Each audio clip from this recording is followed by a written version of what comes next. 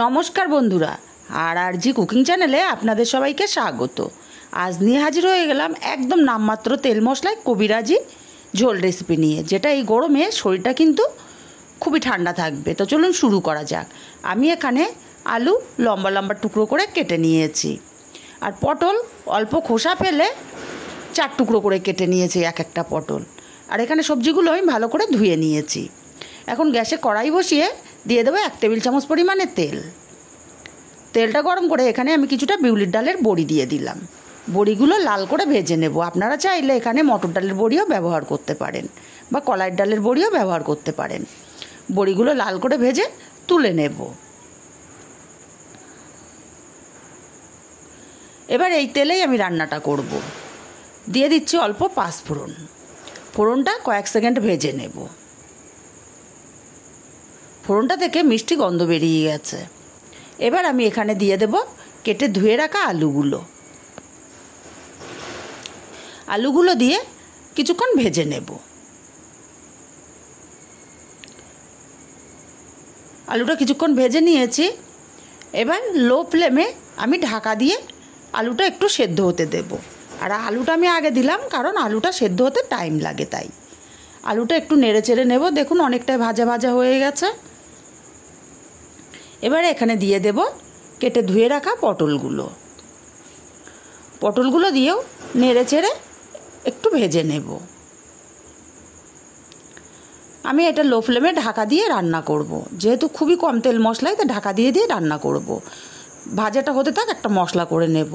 অল্প শিলনোড়াতে আমি অল্প একটু আদা নিলাম, 2টো কাঁচা লঙ্কা, অল্প একটু জিরে, আর দিয়ে দেবো 8টা-10টা গোলমরিচ।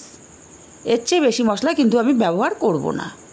অল্প জল দিয়ে মিহি করে পেস্ট করে বেটে নেব।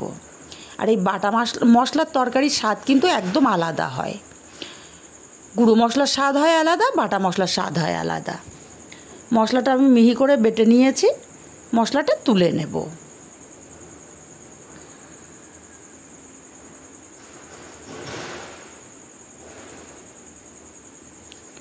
আমার এখানে আওয়াজ হচ্ছে, আওয়াজটা একটু অ্যাভয়েড করবেন প্লিজ।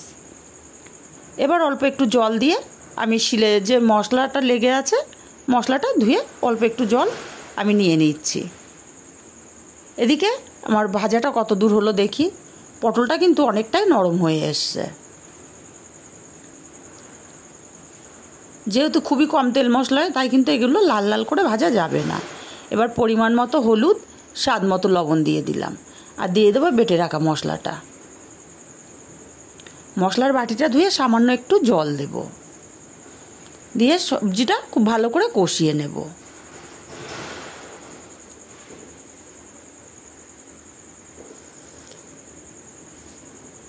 এবার আমি ঢাকা দিয়ে রান্না করব 2 মিনিটের জন্য।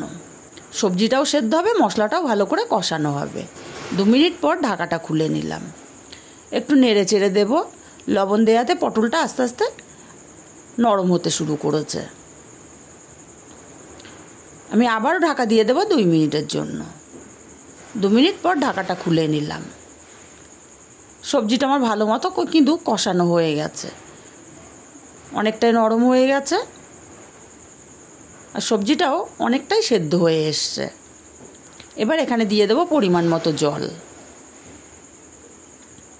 যেহেতু এটা ঝোল হবে, তাই জলের পরিমাণটা একটু বেশি দিলাম।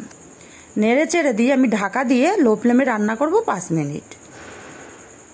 5 মিনিট পর ঢাকাটা খুলে নেব।